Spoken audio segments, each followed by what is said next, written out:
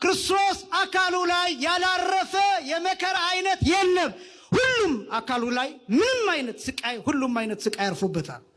ሁሉ ከራስ ጠጉሩ እስከ እግር ጥፍሩ ድረስ ድርሳነ ማህየዊ ይናገራል።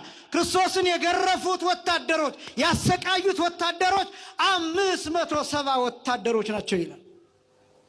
ስንት ወታደሮች ናቸው? 570 ወታደሮች ናቸው። ወታደሮቹ አይሁዳውያን አይደሉም፣ እስራኤላውያን አይደሉም፣ ሮማውያን ናቸው። ምን ማለት ነው? አህዛብ ናቸው። ምን ማለት ነው? አይጾሙም፣ አይጸልዩም፣ አይሰግዱም፣ ስፖርት ይሰራሉ፣ እንደ ወታደር ይኖራሉ።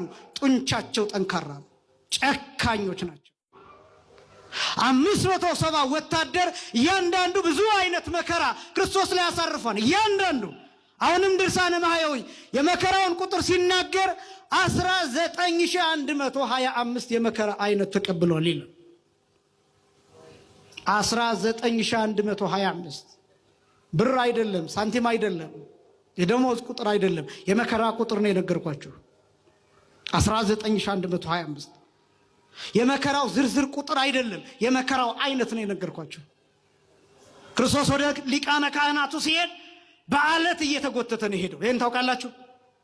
በአለት ጥሩ ቦታ ተፈልጎ ድንጋይ ያለበት ሹል ድንጋይ ያለበት ቦታ ተፈልጎ አንገቱ ላይ ገመድ ታስሮ መሬት ላይ ሲወድቅ ያውም በጀርባው አይደለም በአፍጢሙ ተደፍቶ በአለቱ እየተጎተተ እየተፈጠፈጠ ነው ወደ ሊቃነ ካህናቱ ሄደው። ደሙን አይጠርጉለትም ነበር። ደሙን አይጠርጉለትም ነበር። እንዳውም ፊቱን እየሸፈኑ ይፈቱት ነበር። ጭንቅላቱ ላይ በትር ያሳረፉበት ነበር። ተነበይ ለነ አንተ ክርስቶስ ከሆንክ ትንቢት ተናገር፣ ማን ነው የመታህ ይሉት ነበር። ፊቱን ከገለጡት በኋላ ምራቃቸውን ይተፉበት ነበር። ሁሉንም አይነት ስድብ ተሰድቧል። ሁሉንም አይነት መከራ፣ ሁሉንም አይነት ስቃይ ተቀብሏል ክርስቶስ። መታረድ ማለት ይሄ ነው።